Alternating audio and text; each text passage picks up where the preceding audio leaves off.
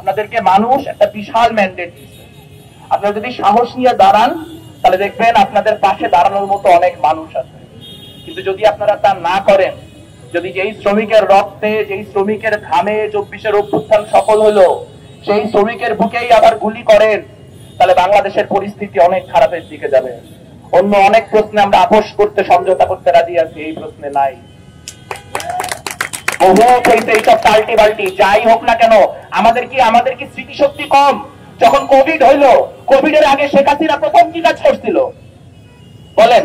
প্রথম কাদেরকে এই বেল আউট দিয়ে সব ঋণ মৌকুফ করে কোটি কোটি টাকা বুঝাই দিছিল গার্মেন্টসের মালিকদের। এবং দেওয়ার পর কি বলা হয়েছিল?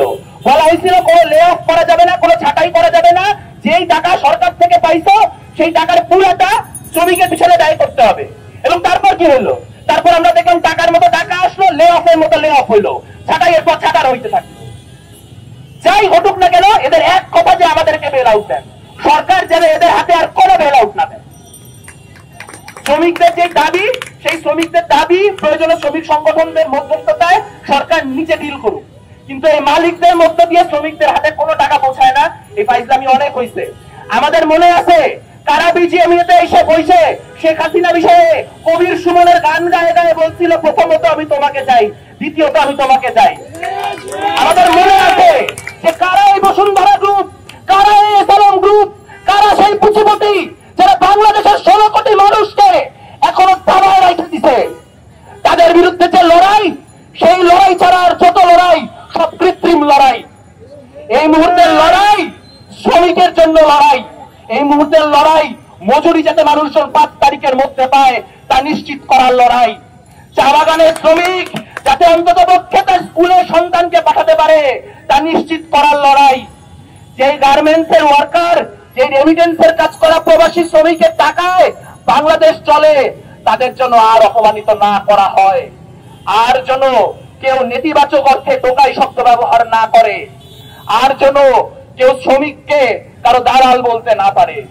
যদি সেই পথে আসেন তাহলে ভালো, যদি না আসেন তাহলে অনেক বড় স্বৈরাচারের আমলে অনেক শ্রমিকের পাশে দাঁড়াইছি, অনেক শ্রমিক আন্দোলনে অংশ নিছি। আপনাদের আমলে সেটা পারবো না মনে করার দরকার নাই। আপনাদের জন্য পথ এখনো খোলা, পথ বদল করুন, নইলে ব্যবস্থাই বদলাই দিব। ধন্যবাদ।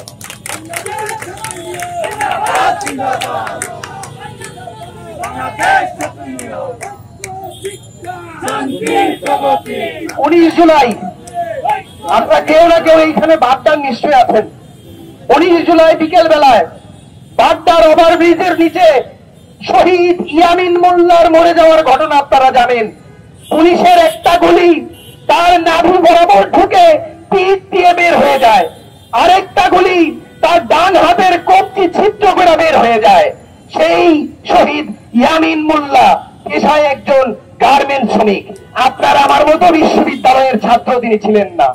শহীদ ইয়ামিন মোল্লা 8টা দিন মৃত্যুর সাথে পাঞ্জা লড়ছেন ঢাকা মেডিকেল কলেজে।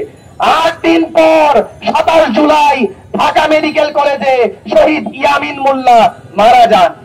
কাজেই এই ইয়ামিনদের রক্তের বিনিময়ে, ইয়ামিনদের রক্তে গড়া সিংহাসনে আপনারা যারা বসছেন, শ্রম উপদেষ্টা হইছেন, তাদেরকে মনে করে দিতে চাই, তাদেরকে বলতে চাই, তাদের প্রতি দাবি জানাইতে চাই এবং তাদেরকে এইটা বলতে চাই যে এইটা আপনাদের কর্তব্য যে 25 জন শ্রমিকের রক্তের বিনিময়ে আপনারা বসছেন ক্ষমতায়। শ্রম উপদেষ্টার অফিসে শেখ হাসিনার ছবি থাকবে না, ইউনূসের ছবি থাকবে না, শেখ মুজিবের ছবি থাকবে না, এই 25 জন শহীদ গার্মেন্টস শ্রমিকের ছবি ঝুলা